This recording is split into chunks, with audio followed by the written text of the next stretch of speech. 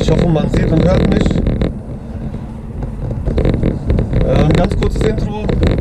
Wir machen es ganz kurz. Viel Spaß mit den Aufnahmen. Ich bin ein bisschen angeschlagen. Gab ein paar Vorfälle. Und bis dann. Eine Sache noch. Bleibt einfach gute Menschen. Wieso müsst ihr immer schlechte Gedanken haben? Und ich sag nur eins zu den Leuten, die einfach nur immer im Kopf plemplem sind komplett. So, sei der Sack. Yes, you. Ihr habt's gehört. Ciao, ciao.